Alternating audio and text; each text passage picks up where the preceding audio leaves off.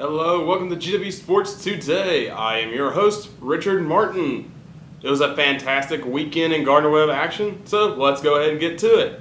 Now, as many of you know, not only do I work here at GWU-Today, I'm also the equipment manager for the Gardner-Webb football team. This weekend we traveled to Athens, Ohio, and if you followed us on Snapchat, you got to see my side of the story.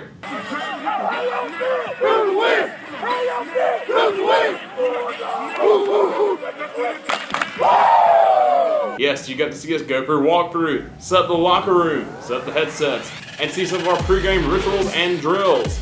It was a lot of fun, but unfortunately the football team would come away with a 37-21 loss. The Dogs would finish with 156 passing yards and 196 rushing yards.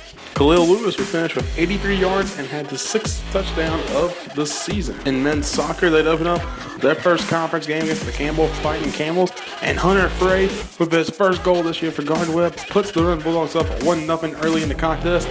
Then Ali Al-Kashami finds Simon Olsen for the assist, and the Dogs would take a 2-0 lead into the intermission. And that's all they would need as the Dogs hold on for the 2-1 win over the Campbell Fighting Camels. This past week, women's volleyball did something incredible. For the first time ever, they defeated the Winthrop Eagles in Rock Hill, South Carolina.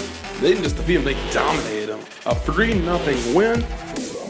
Amanda Sam, 19 assists, 3 aces, and 4 digs. Taylor Lillard, 10 kills, 12 digs, 3 aces, and 2 blocks. And Emma Milstead, 19 digs and 1 assist. It was fantastic. Previously, the Dogs had only won just 1 set at the Winthrop Coliseum all time. However, on Saturday, women's volleyball, well, they would follow the Charleston Southern 3-1 in an exciting 4-set contest in Bowling Springs. Taylor Lillard is the attacking leader with 14 kills and 1 ace and 4 blocks. And Milstead also had 25 digs and 5 assists. Inslee Fain was our setting leader with 30 assists, 1 ace, and 9 digs.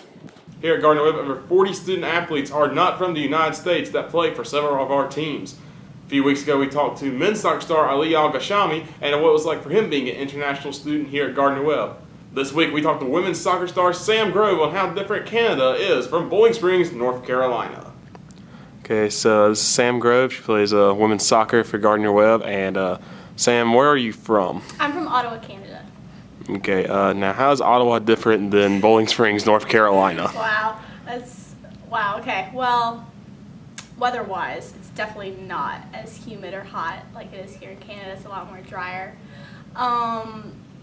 It's such a small town. Ottawa is the capital of Canada, so it's kind of pretty big, and I mean, culturally it's also different, like food-wise and the people. And a lot of people are really friendly around here. I mean, Canada's known for being friendly, but like it's a different kind of friendly. A lot of people just like will give you food for anything. Like I get so much food around here. So I mean, I really like it here. I mean, I also really love Canada, obviously, but yeah. Okay, how did you find Gardner-Webb? Ooh, I get that one a lot. Well, I actually was recruited in Florida.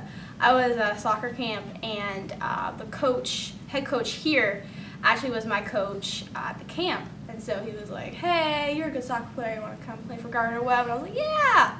It didn't happen exactly like that, but that's how I tell people about it.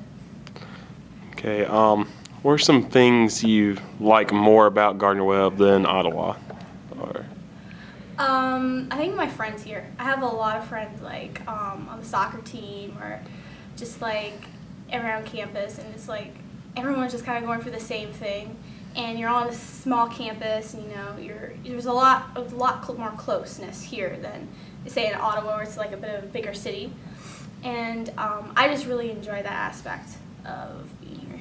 Now let's look ahead to this week's action. This week, as we speak, the women's golf team is still at ECU in the Lady Pirate Invitational.